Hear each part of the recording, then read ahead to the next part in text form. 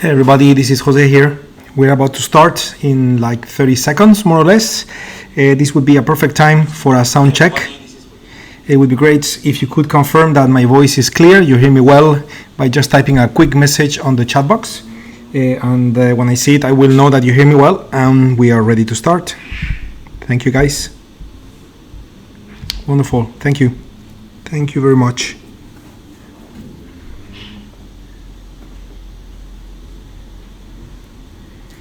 Okay, we just got 5 seconds to go. That is it. We just reached the top of the hour, and therefore we are ready to begin our session. Let me maximize our introduction slide so we can have a proper introduction for the session, and that way we can start well organized. So let's begin. Welcome to the session today. Today it's 25th of July 2019.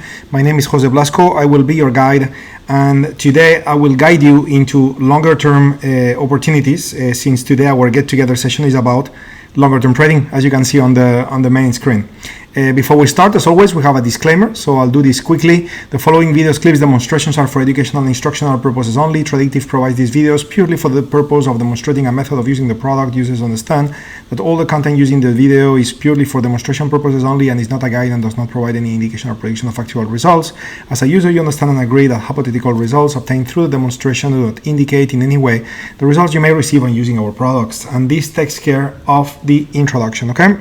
So, closing the introduction slide, and here we go. Beautiful trade station waiting for us. Beautiful trade station, beautiful UFOs, beautiful markets, beautiful everything, ready to trade, isn't it? And since today we're going to be looking at longer term opportunities, as we always do, we're going to be focusing on the left side of our screen, where we have our scanner, where certain specific types of opportunities have been identified already. We're going to focus, we'll start the session focusing on the directional trades and the purely non-directional. So those are going to be the three rows we're going to focus on the most, okay? The directional long, directional short, and non-directional. And then depending on how much time we consume to go over those opportunities, we'll also be ready and open to look at other opportunities such as neutral trades, even Forex if we were to have time, which is realistically complicated to have time for so many, but we'll try, okay? And I'm looking at your names, I'm looking at the chat box. Wonderful, very nice to see you all, very, very nice to see you all. Love the positive, happy day traders from Lisa. Love the positivity I can breathe from looking at your messages all, okay? So love it, love it. Let's begin. So click on directional long, okay? So what do we have here? We have seven opportunities that meet the rules of our scanner and therefore imply trades that we could execute to the long side, okay? So we'll look at all those opportunities. I'll click on Adobe first.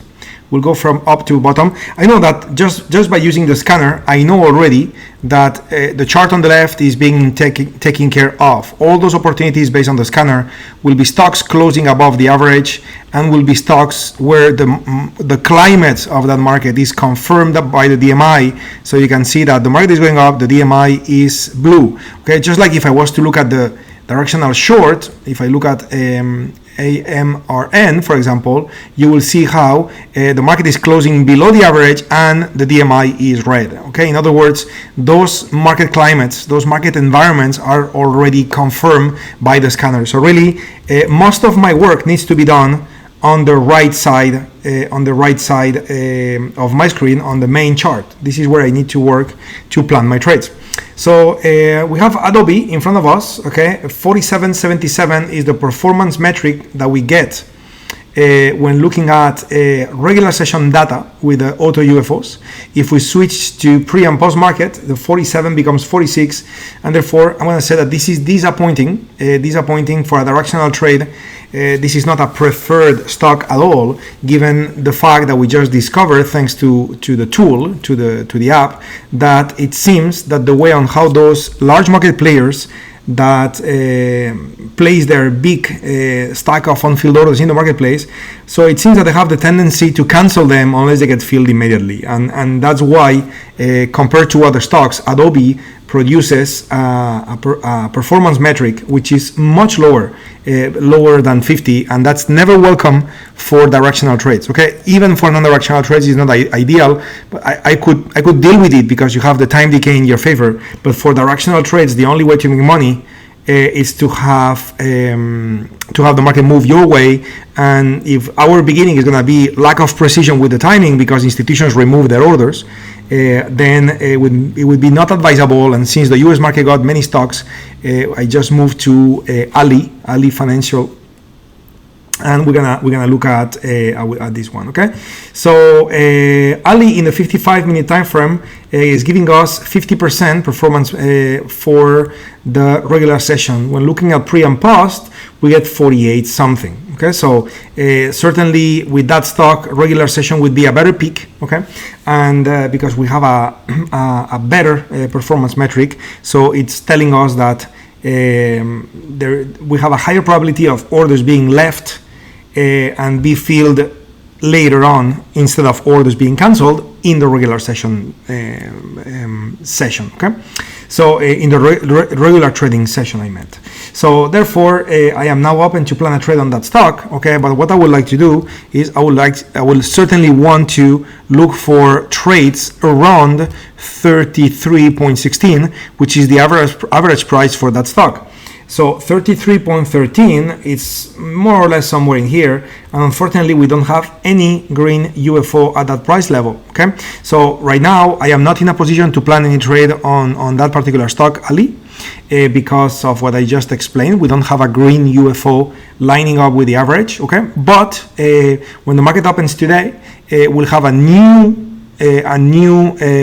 price point, and therefore since the market has been moving intensively up, we'll have an update for this average that may be 33 something, close to 34.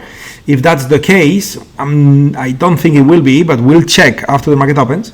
If that's the case, that green UFO may be lining up with the average, and therefore at that time we will plan on a trade. Okay, but it's looking like, at least visually, my impression is that green UFO is quite high compared to where the average is. So we may need to wait 2 days instead of one to get the average match the UFO. So therefore, if I was not to find any opportunity, I'll be happy to come back later and take a look. But right now, Ali is not going to be a priority. Okay, so we also have Array, Biopharma, and we have PD pending data. So some data is being downloaded at the moment.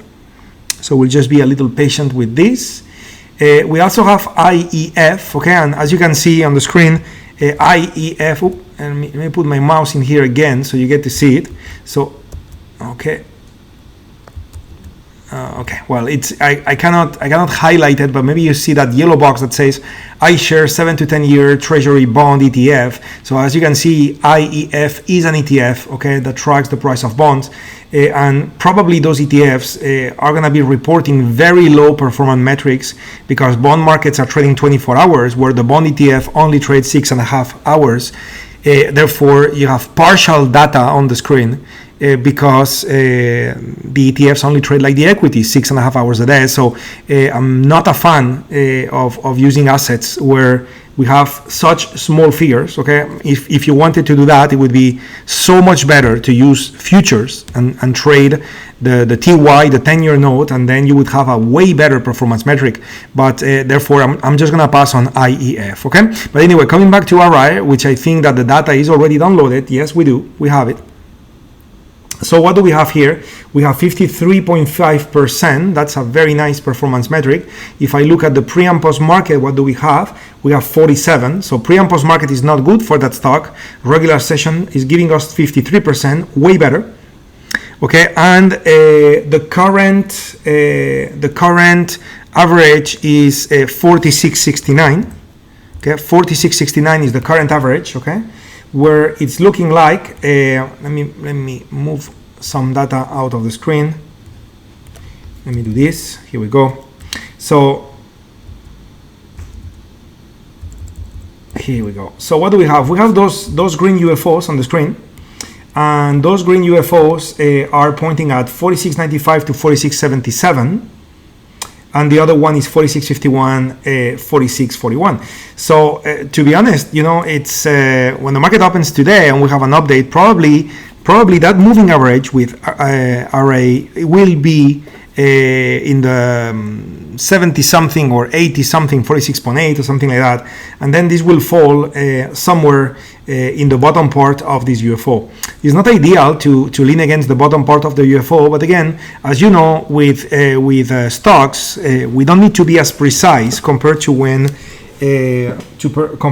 we do our trades with futures intraday, because stocks, as I said many times, are a fragile asset that depends on many other external forces such as the sector, the indexes themselves like the S&P, the Nasdaq, etc. And therefore it's very kind of usual or common that a stock may pierce one of those UFOs just to turn around a few cents below or above and just start moving in the right direction. And therefore, when trading stocks, we don't need to be that precise. The average is just a reference. We don't need an exact overlapping situation for us to accept a trade. Okay, so in that sense, I will say that it doesn't sound like a crazy thing to be done to plan a trade on that particular stock, and therefore the key will be to find out by maximizing my common time frame. I'm gonna switch it, by the way, to weekly because we have a confirmed market condition, and I'm gonna activate AutoUFOs, because when I do that, I will now be able to see where the on-field orders to sell are. Okay, and it's looking like that stock it's making all-time high or about to make all-time high. Yeah, so that's what we have. Let me go ahead and confirm this. I would like to look at the candles. Okay, I would like to look at candles. I would like to zoom in all the way. I would like to look at monthly just to make sure we're making all-time highs, and we are. Okay, so that stock is really making all-time high. Big move, which, as you know, it's always a very exciting situation to catch a very long-lasting move, to not to have anything overhead. You have the downside of taking those trades is that you are buying at what you could say is a little bit of an expensive price, because all-time high obviously is the highest price it has ever been. So of course it's not low, but at the same time there is no selling overhead, and this does create a very nice setup, as we have seen before, where we are positioning ourselves for potentially powerful profits. Okay, now my concern here is earnings. Earnings are on August 13, and this is very disappointing here, guys, because when we do an all-time high type of trade, ideally you want to enter that trade in order for you to ride a very long move. And the problem is that here we will need to use expiration dates that are of, like, let's call it 3 weeks only. Okay, so unfortunately, even though the setup is looking okay, I'm gonna have to pass on this one, because if you were to set a proper target, which you cannot set a target in this case, but it would be trailing stop to follow price. The problem here is that you will not be able to go that far, given the fact that that particular set of options we need to be closed prior to the earnings date, and that's going to happen very soon. Okay, so a little bit of a shame, but we're going to have to pass on that one, even though it was not looking too bad. Okay, so what do we have? We have RF, another stock here. We also have Schwab. We also have Snapchat. So we look at those one at a time, and if that's okay with you guys, I will pass on RF. I may come back later to check, but it's a $15 stock. That's a pretty low price, and even though it's okay to use options on a cheap stock, you have a better advantage when you use options on a more expensive stock. Okay, so Schwab, it's providing 49.86% performance metrics with regular session data. If I switch to US pre and post, that's 43.53. Okay, so certainly the regular session data, it's more accurate. Okay, normally we want 50 I think that we would agree if we call 49.86% to be 50. Okay, so I'll be okay with looking at this more carefully. And therefore my next question is, as I did before, look at this average price 42.81 and see if around 42.81 I have a UFO, which unfortunately I don't. Okay, so again, when the market opens, this will update, it will create a tick to the upside. So this average may be 43, but again, unfortunately around 43 I still got nothing. I will need to move all the way to close to 44 to find the next green UFO. So it's looking like those markets, even though they meet the condition of the scanner, which is good, it seems that most of the markets that I've seen up to this point are a little too much stretched, and being too much stretched, I'm a little too far from the average, and therefore planning the trade is not possible, or it's maybe too soon to plan the trade. Because price is too far away. Okay, so we look at the last one on when it comes to looking at longs. This is NAP. So pending data, it's loading here. Okay, massive move in price in recent times. Again, another stock that I'm not a fan because of the price, $17.61. I will look into it because I don't have many more choices, isn't it, to be long? That's it. And again, if you remember what we covered last weekend when we talked about portfolio building and all those things. Let's say you happen to be a trader that needs a long, then if you need a long, you need a long. Is that making sense? So you are not going to bend the rules and break the rules, but if you need a long and that long happens with a stock which is $17.61, well, it's not ideal, but it's valid. Okay, so you will need to probably use many contracts to be able to produce the amount of performance that is needed. And again, that's why it's not ideal to use stocks that are too cheap. Okay, but since we don't have many more, and some of you may need some longs, then I'm gonna look a little deeper into that. Okay, so Snap was one of the stocks. I will look at it now. I believe RF. Here we go. RF was the one that was $15 per share, if I'm not mistaken. Yes, and that one I will check if I found nothing. And then we also had, was it Adobe? I believe it was. There was another stock I said I will look again at the beginning of the day.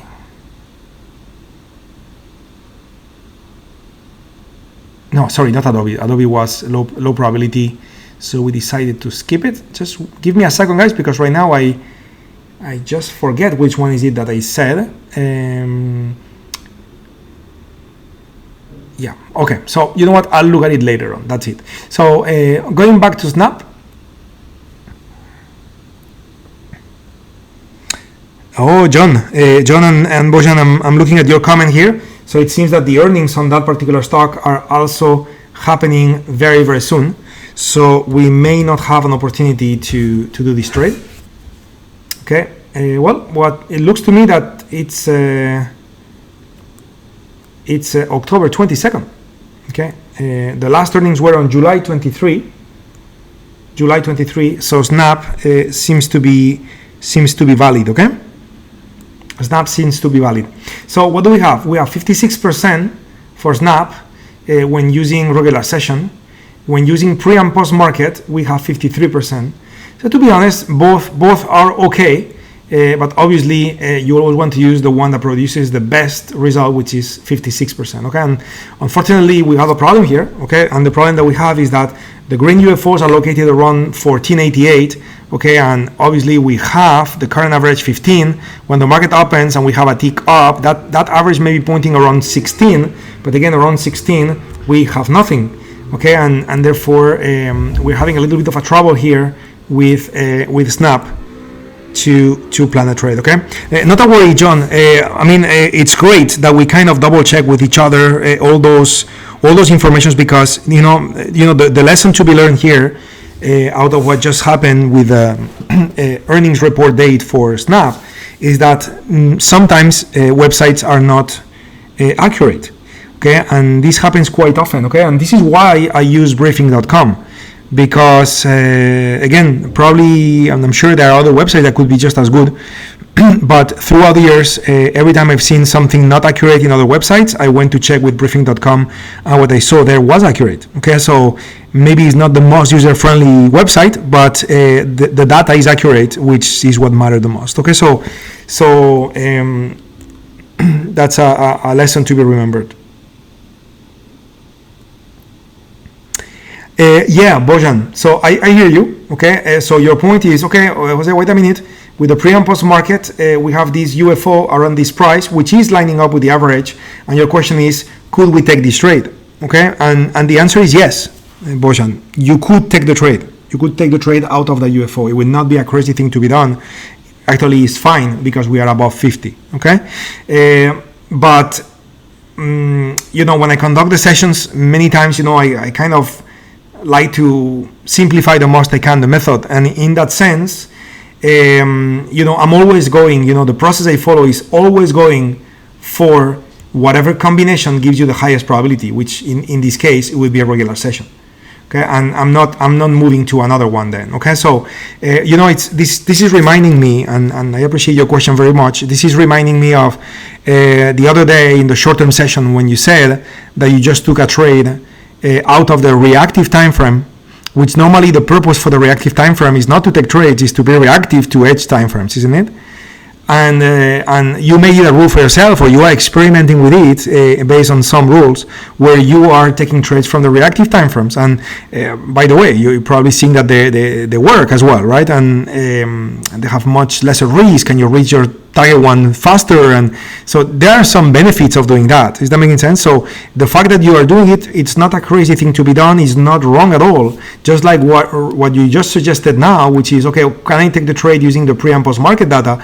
It is not a crazy thing to be done. It is not wrong at all. You can certainly do it. Okay, in the session, I will not do it if that's okay, just because I want to keep the same process. I want to keep it simple for you guys because we're getting together once a week for the longer term. So I want to, in one hand, I want to add as much as possibilities as possible and opportunities. In the other hand, I don't want to add confusion, so I'll keep it simple. But I can totally see Bojan is 100% clear in your mind. So if you want to do it, you can certainly do it. Okay, good.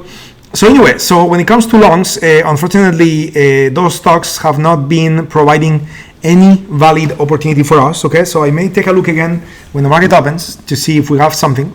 In the meantime, I will be looking for the shorts. Okay, you may need shorts in your portfolio as a hedge, and if that's the case, we would want to look at what's out there. Okay, remember, if I go back to what we learned last weekend, right? And you look at where the market is. Okay, so the market, okay, is in a confirmed climate right now, at least in the daily time frame. Last close is above, the EMI is blue, so the climate is confirmed. Okay. When it comes to extension, the market is now extended. Okay, as you can see, the market is now extended. So because the market is extended, you have to be careful. You need to get your deltas from 66% to 50%, isn't it?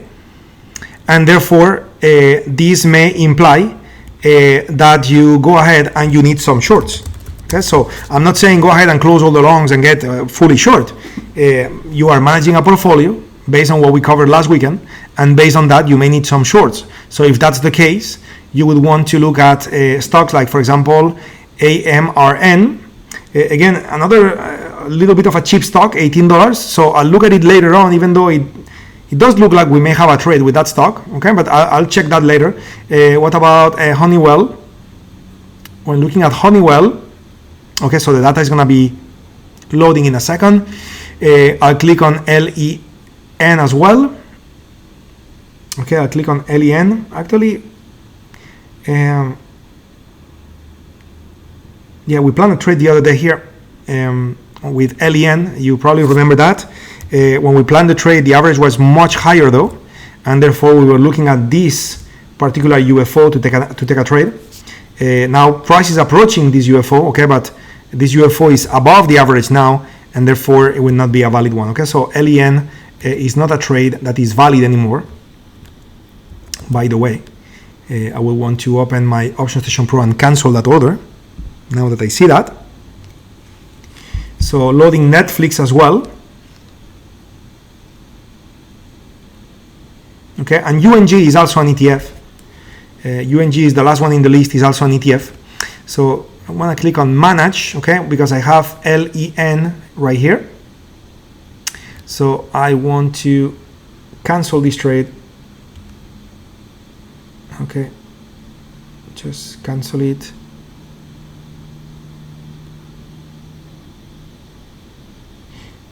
Where did I click? Cancel order. I click in the wrong place. Cancel order, and that one too. Okay, so yeah, that's it. Okay, so I have no orders in the Option Station Pro. Okay, so so going back to Netflix. Okay, so what do we have? Netflix is giving us 51% with the regular session data. If I switch to pre and post market, that 51% becomes 51%, so it's just as valid. 5184 versus 5163. So pre and post market data is actually looking better for Netflix. Okay, so we have an average between 321 to 326. The current that's the UFO. Sorry, the average is currently pointing at 329. So when Netflix open, it seems like it's gonna open a little higher. So it's gonna be somewhere here. The average will probably drop just by a little bit. Okay, so I'm not sure if the average will be close enough to that UFO. Okay, but we'll check when the market opens to see exactly where we are. Remember, we don't need to be super precise. Okay, but it would be nice, certainly nice, to have the average very close or inside that UFO when we take the trade. Okay, so I'll come back to Netflix after the market opens to see if we do have a trade or not. And UNG, I was going to make a comment.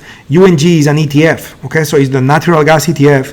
Same story. If you were to look at the performance metrics, the UFO performance stats, you will see very low figures, again, because in the futures markets, natural gas trades 24 hours, where the ETF only trades 6 hours and a half. So it's always very unreliable if you were to chart it as an equity. Okay, so either trade futures, or if you're going to trade the ETF, make sure that your timing decisions are based on the futures instead of your timing decisions based on the ETF itself. Okay, so let's take a look at Honeywell. That's the one I didn't look at it properly earlier. Okay, so Honeywell is giving me 43%. If I add pre and post market, if we look at regular session, that's 53%. That's good. Okay, so we got 53% performance metric. The prior close was below the average, isn't it? So 173.96 is below 173.97. Okay, so you can see the scanner did its job, in this case by 1 cent only, but that's what it is. So so that's actually good, because we do have this moving average. Honeywell is going to open flat 001. So I would expect the average to be around 174, which is the price where it was, 173.97, and the bottom part of that UFO is 174.39. So remember, in a perfect world, if this was to be futures, if this was to be intraday, you would want the UFO to be exactly lining up with the average. You would want the entry to be below the average. All those things. With stocks, we can be much more relaxed, and I would say that Honeywell does meet the criteria for us to time a trade.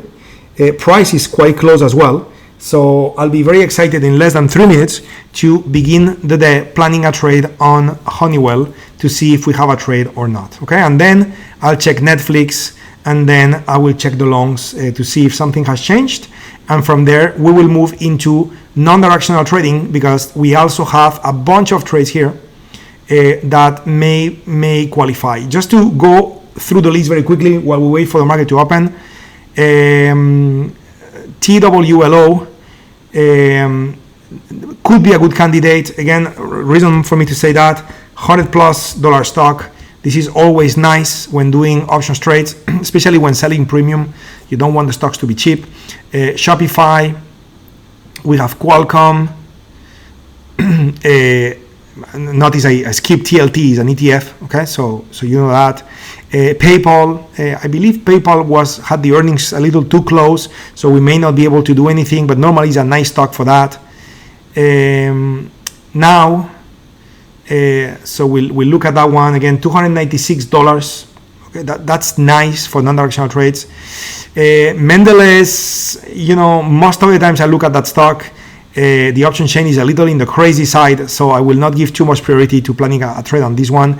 Then we got Google and Google A, the C and C shares and the A shares stock. So we could look at that one too. Of course, be ready for a large pocket with Google. We're talking about a $1,000+ stock. So it would not be possible to take the trade unless you are able to assume a pretty important risk, which implies a pretty large account. Okay, so we'll look at it because obviously some of you do have that account ready to execute this type of trades. Okay, so we'll look at it.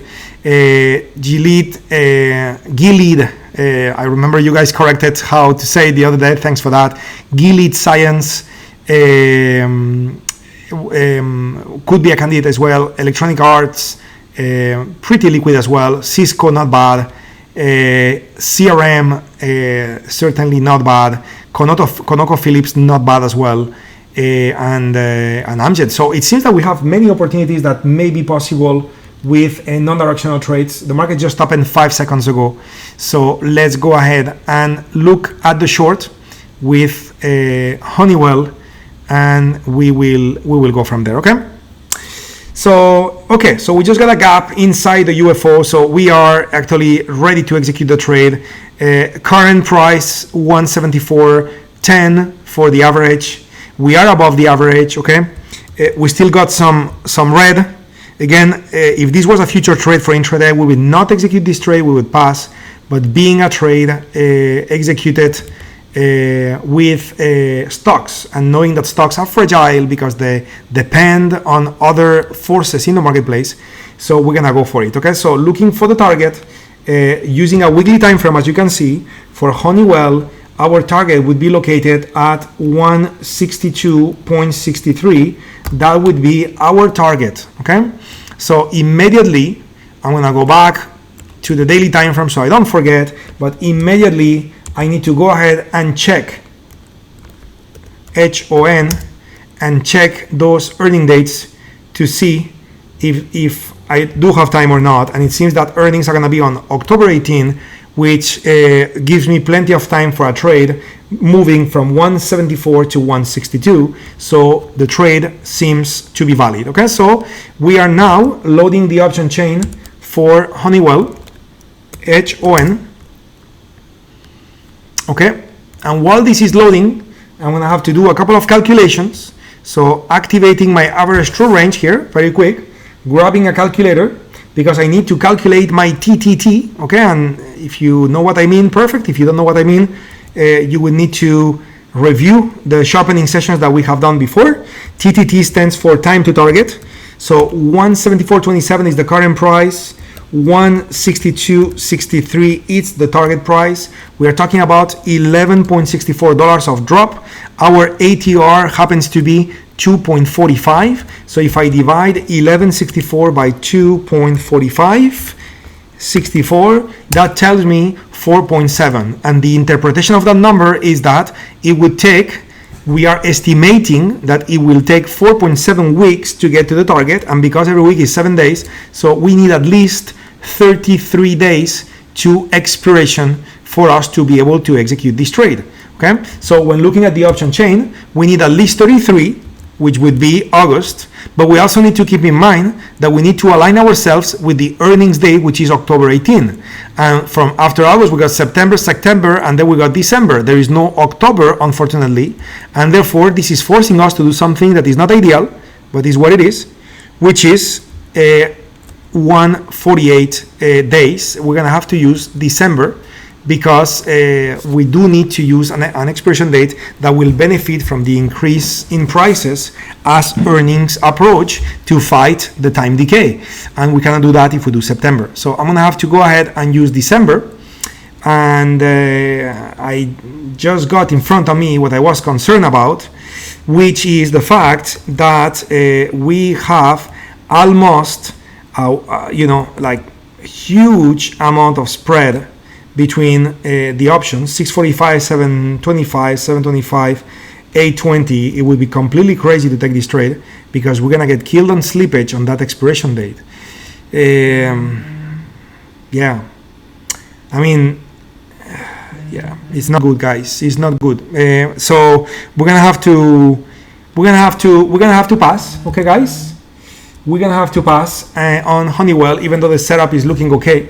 You can certainly, if you need that delta, if you need short deltas desperately, then you can either short shares and get some short delta in your portfolio, or you can go ahead, if you are outside the US, you can use CFDs, contracts for differences, but via options, we just cannot. Okay, so what about Netflix? This is the other one I said I would like to double check one more time. So with Netflix, we got 53, 63, 49, so it would be this one, and we have the average 329, where this UFO ends at 325, which is way lower. So for now, there is no trade on Netflix either. Okay, so wow, interesting. I was really thinking or feeling that we could potentially find an opportunity to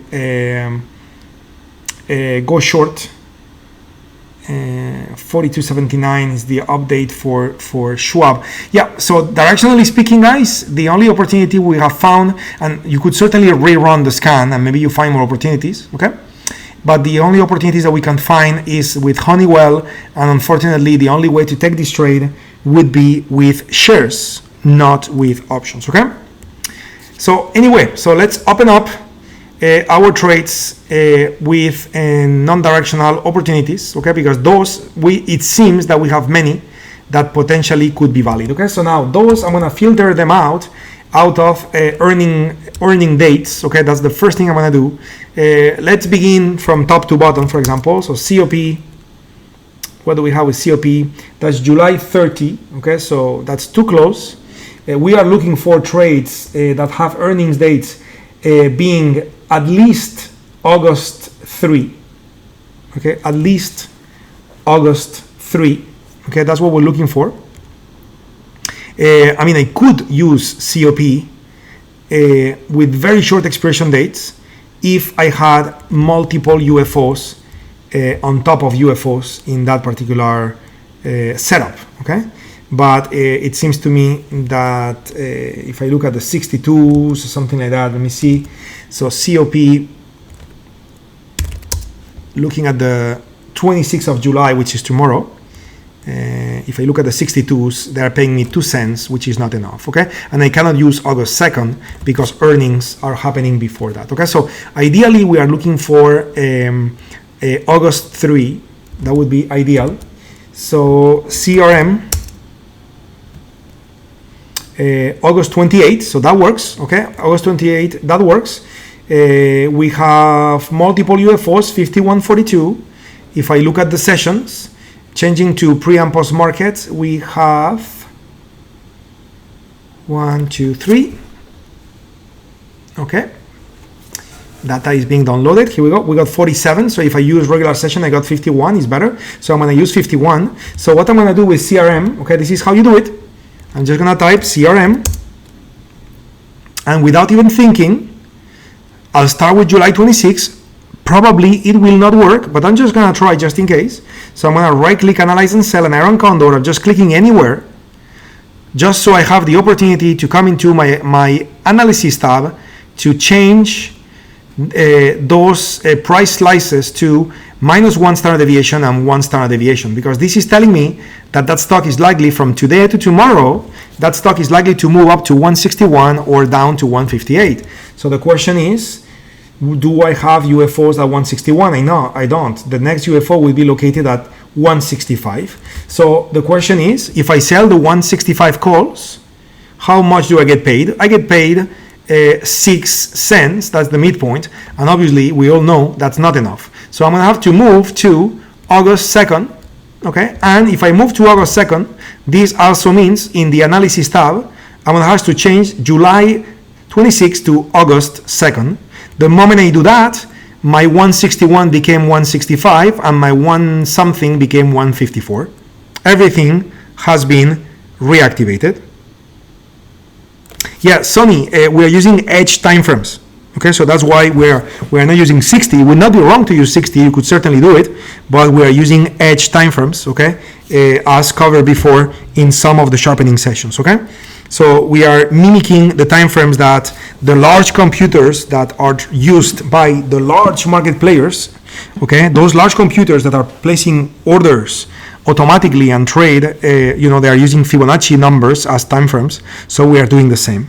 Mario, I would say if we buy the 170 put on Honeywell at the mid spread is 30 cents for a premium above 3, should be fine.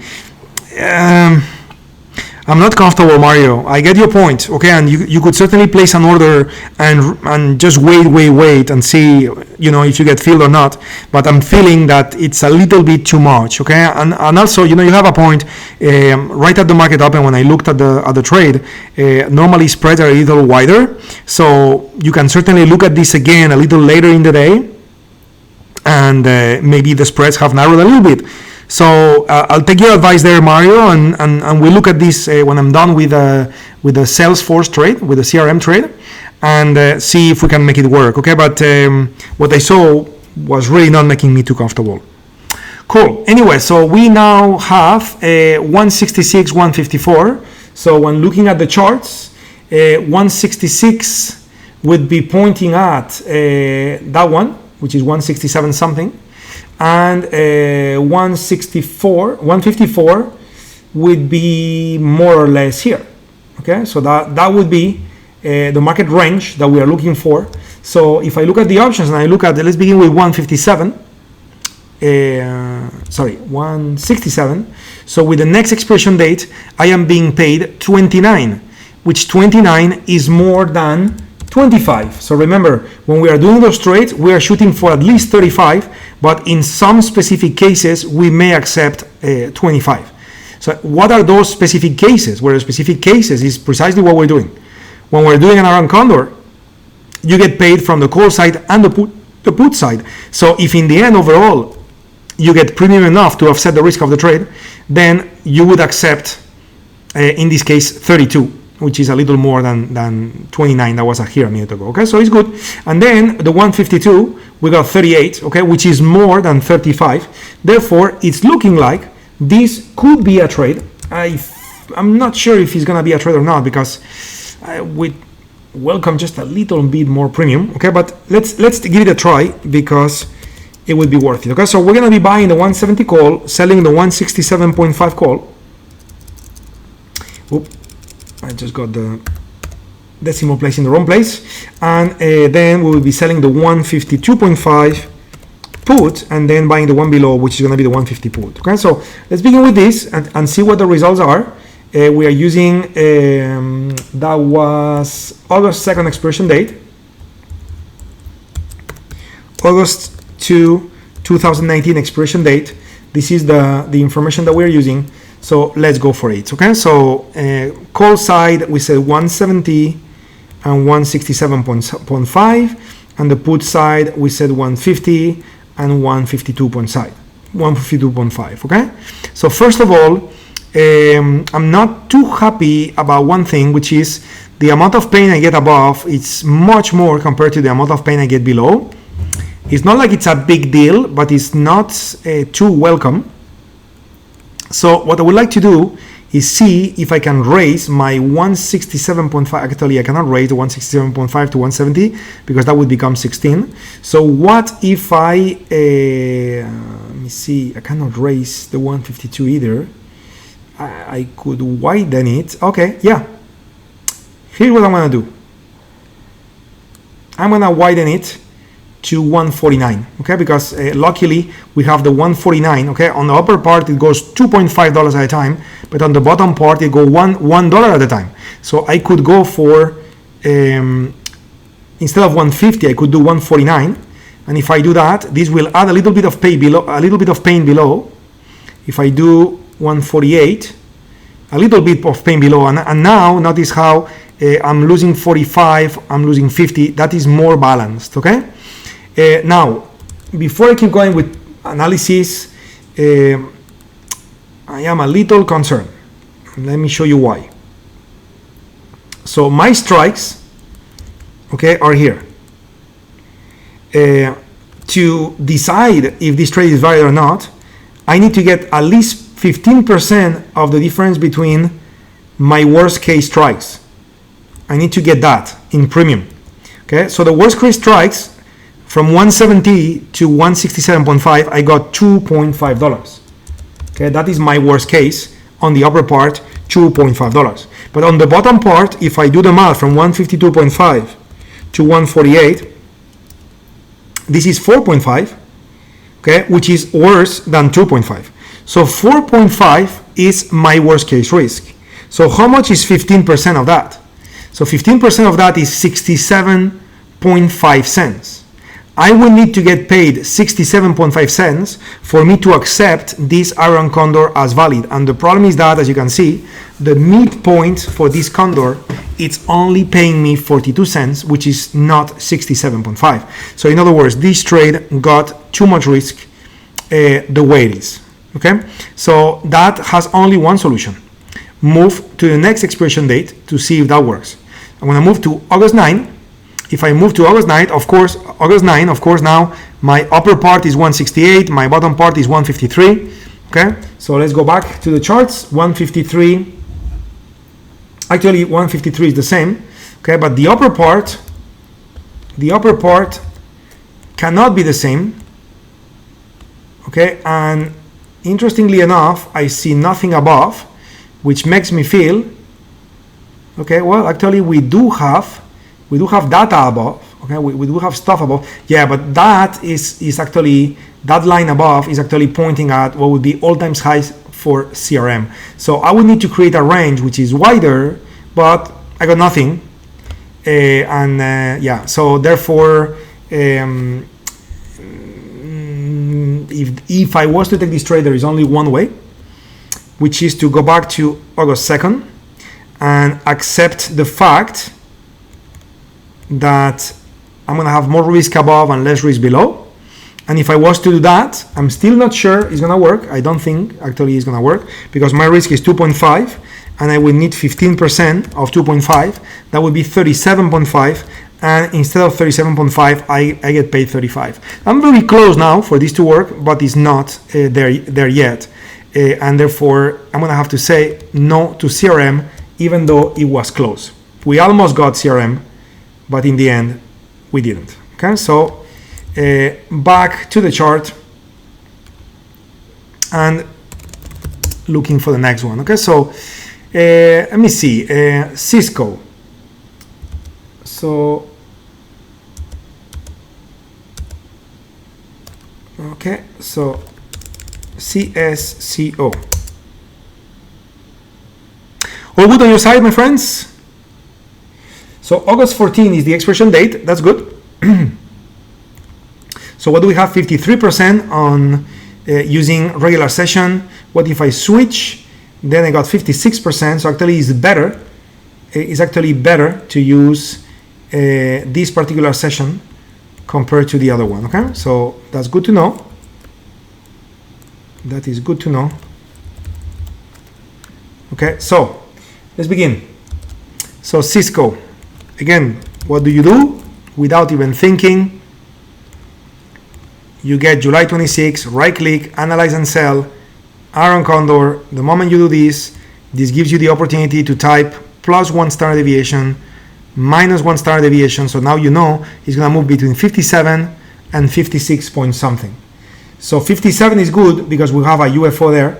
So 57.8, in other words, 58, rounding up.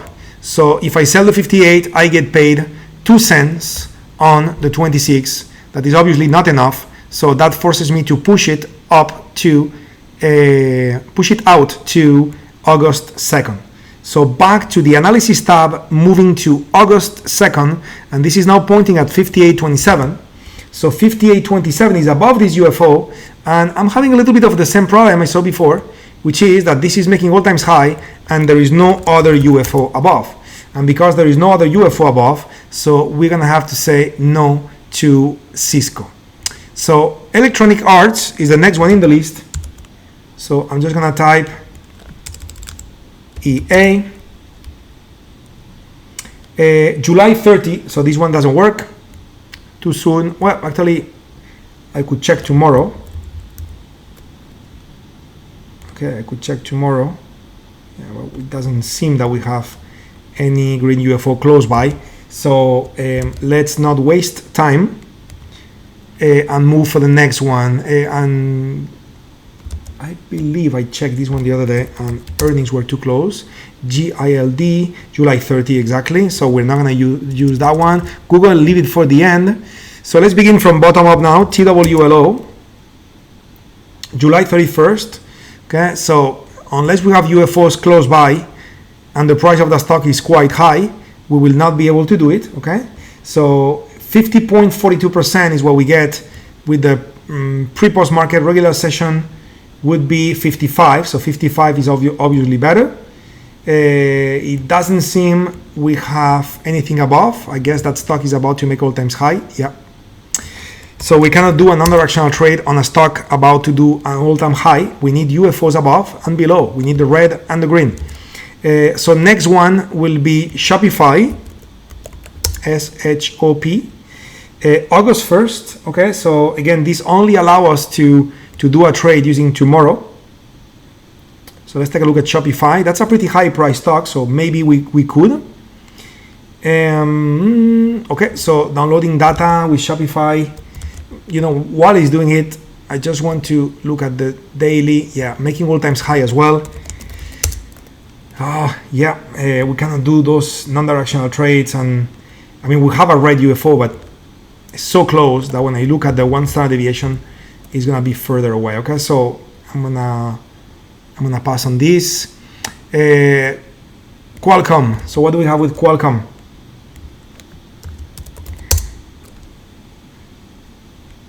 July 31st. Okay, so maximum that we could do here is use tomorrow. So we have 54%, and if I switch to pre and post market, it becomes 54. So it's fine. The only problem is I would need to sell the 79s, and I don't think I will have premium enough between today and tomorrow to sell the 79. It seems to me too far using July 26. But let's check. It's 3 cents only, so it's not working. PayPal. PayPal always have plenty of nice hefty premium. 24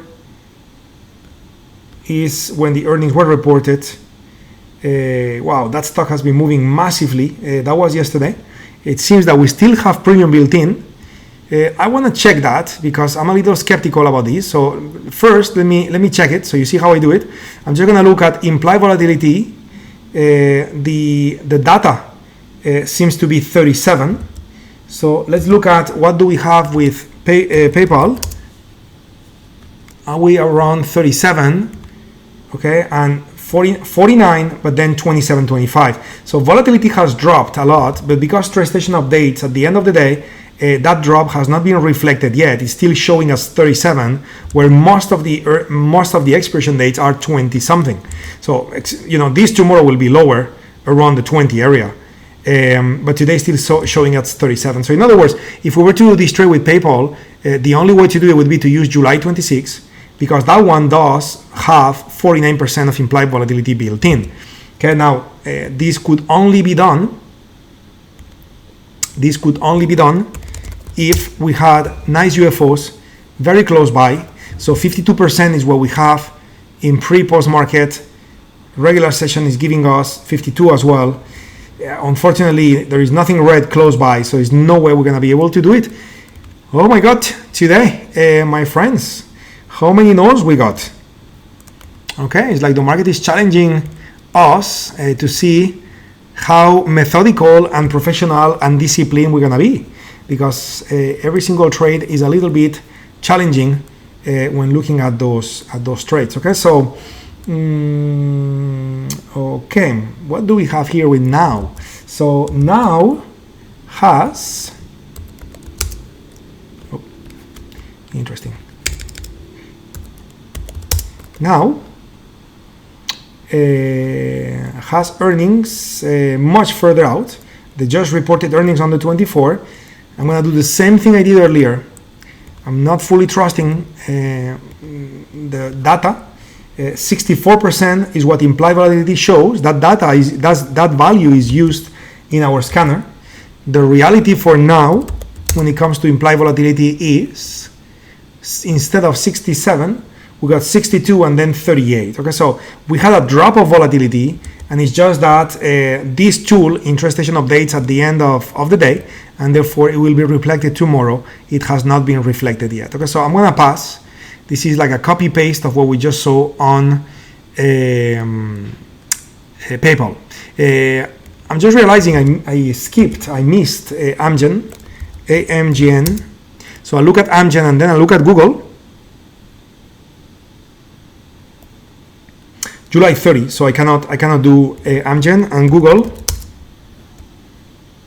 So Google July 25, so I cannot do Google either.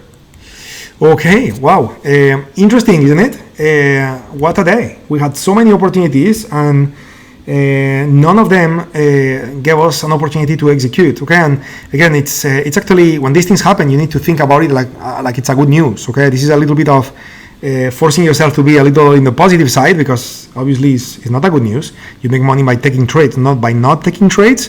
But at the same time, probably the most difficult skill to learn as a trader is to learn to sit on your hands when no trade is available. Okay, and therefore it's kind of like the market is challenging us to see if we're gonna bend the rules or we're not. And of course we are not. Okay, we are professional, so we're not gonna bend the rules. Okay, so look, let's begin then looking at non-directional trades, neutral trades with a bias. Okay, so this is gonna be a trade. Let's look at Apple. Okay, and we're gonna be looking at building credit spreads, which are gonna be non-directional trades with a bias. Okay, so Apple has earnings on the 30, so we cannot use Apple. What about Citibank? Normally has little premium. It's not super amazing. I mean, let's look at it since we have it on the list. What else do we have on the list that could be interesting? Seagate technology could be okay. Twitter could certainly be okay as long as the earning dates are fine. So we have Citigroup is fine. Earnings were on the 15th. The next one are on the 15th of October. So all of this is good. We got 52% with regular session. Pre and post market is giving us, instead of 52. Yeah, Bojan, you're 100% right. Not trading is trading. You're 100% right. And many traders don't realize that until too late. Okay, so it's a very, very important realization and great advice you're sharing with the rest of the group. So 54% with pre and post market for Citigroup. Certainly that's a better one. So what are we gonna do with Citigroup? Okay, so we're gonna go ahead and enter Citigroup. I'm gonna start with August 2nd. Right click to analyze sell a vertical. We're doing a credit spread now, isn't it? And I'm gonna do the same thing. So -1 standard deviation, 70.5 is where Citigroup may fall. Okay, from now until August. Okay, so 70.5 is right here, which is way below those UFOs. Okay, so doing a credit spread around here would not be a good idea given that particular statistical measurement. Okay, so not a good idea. So we'll pass on Citibank. I wanted to check out Twitter. Let me take a look at the earning date. July 26, we cannot do it. What about Valero Energy? July 25, we cannot. What about XLNX? That one was July 24, today's 25, so we're gonna have the same problem we had before, so I'll skip it. Seagate Technology, that one is August 2nd. So the only way to do this one would be to use tomorrow expiration date, which that is very difficult to do.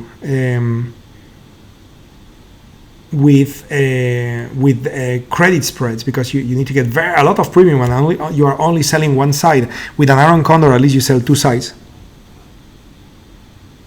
Yeah, being in cash is a position too. You're right. NXPI, that one is an ETF, as you can see. Now we checked already 3M. My concern with 3M is that normally options are not super liquid, so we'll take a look. Well, actually we cannot. July 25, LRCX, that will be July 31st. Wow. So IP,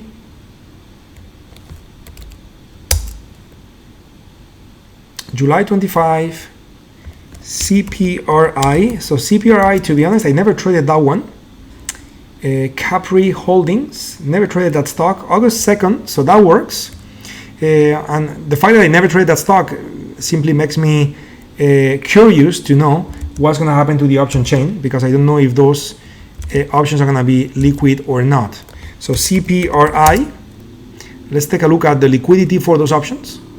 We have 65.80, 90, 110. It's not amazing. It's not amazing liquidity, but maybe we can give it a try. Let's see. So 38.78% with pre-post market. Regular session is giving us 48. We are not getting our 50, and in this case that's a neutral trade. It's a neutral trade, but it's a neutral directional trade, isn't it? So neutral long. In other words, I need my 50 here. Okay, if it was purely non-directional, such as an iron condor, then I'm okay with 48, but it's not the case here, and therefore I'm not gonna be happy. Okay, I'm not gonna be happy with this trade to be executed. Okay, so we have one thing left to do. We're gonna go back to Honeywell to follow Mario's suggestion to double check one more time. Well, even though price is falling nicely from that UFO, so and that UFO will be gone when the next candle begins. Okay, so we don't have an opportunity here, my friends, because that UFO is going to be gone when the candle updates, which is going to be at 10:25 New York time. That's 24 minutes from now. Okay, so yeah, so anyway, so my friends, I think this is the first time ever since we do get together sessions that we spend a whole hour going through opportunities, and none of them met our rules to at least plan the trade beginning to the end. Normally we always have a mix between trades that we plan and you see me place the order in the system, and trades that we plan and I give you the instructions. Maybe I don't place the order, but we do analyze it. But today, unfortunately, I never got to any of those points, even though we went through so many charts, and this is because none of our rules were met completely. Some of the rules were met, but not the whole set of rules that correspond to the methodology. Okay, so then we're gonna be disciplined and pass. Okay, but anyway, before we conclude the session, even though what I just said is not the best news, I do have a good news, and I want to share this good news, guys. Just give me a second. I need to open a folder so I can get some document share with you guys. One second.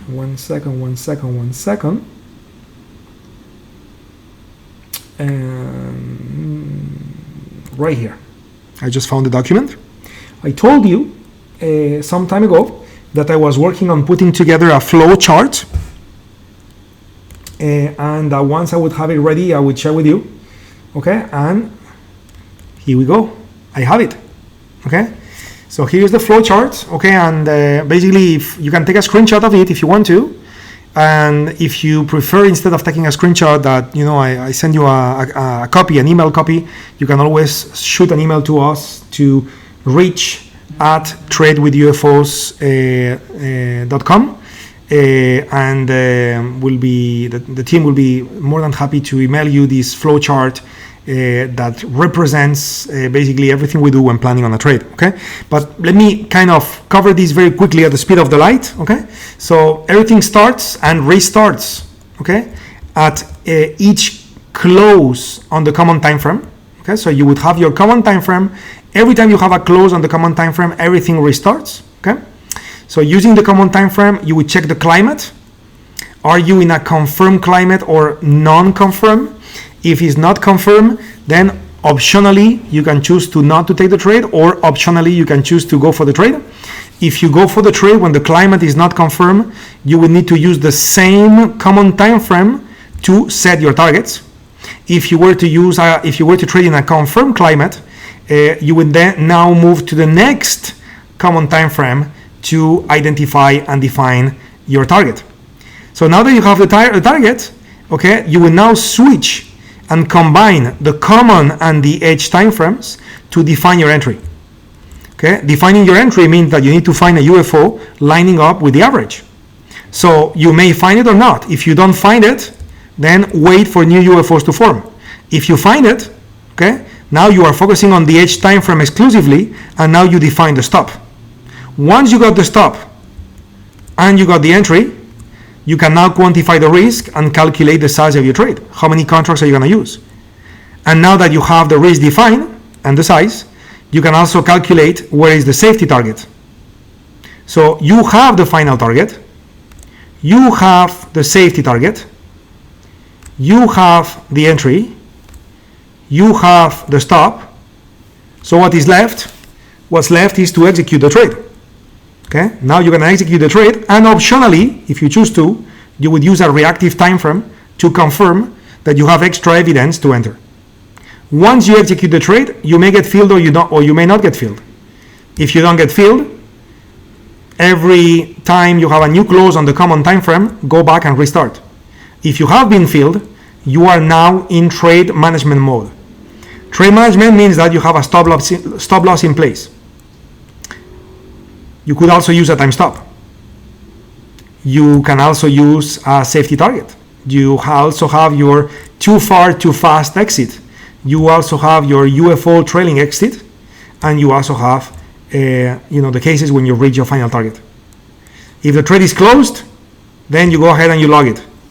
If the trade is not closed yet, then you go back to your process of trade management, performing any of those actions whenever those actions happen, until the trade is closed, and then you start again. So anyway, lots of stuff, but if you look at one box at a time, I believe it should be clear enough for you to never be lost in the process of planning and executing and maintaining and managing a trade beginning to the end. Okay guys, how do you feel about this flowchart? Do you like it, my friends? Share with me. I would love if you guys share with me your opinions about it. And again, if you want it, anytime, shoot an email, and we'll be more than happy to email you back with a picture of it, so you can use it, or you can take a screenshot as well. It's kind of the same thing, but just if you want to have more resolution, you can email us, and we'll send it to you. Okay. Anyway, guys, as always, if you're happy with the session today, give us a thumbs up on the YouTube channel. And also, especially if you're watching this recorded, make sure you click on the subscribe and the notification bell, so we are well in sync. Okay, guys. Very nice, everyone. Thank you, dear. Thank you. Yeah, John, I see it seems that you're having a little sound problem. No problem. It's going to be posted in YouTube in just a few minutes, okay? Anyway, everyone, you guys take care. See you soon. I will see you over the weekend. That will be on Sunday. We'll be sharpening, guys. See you there. Bye-bye. Take care.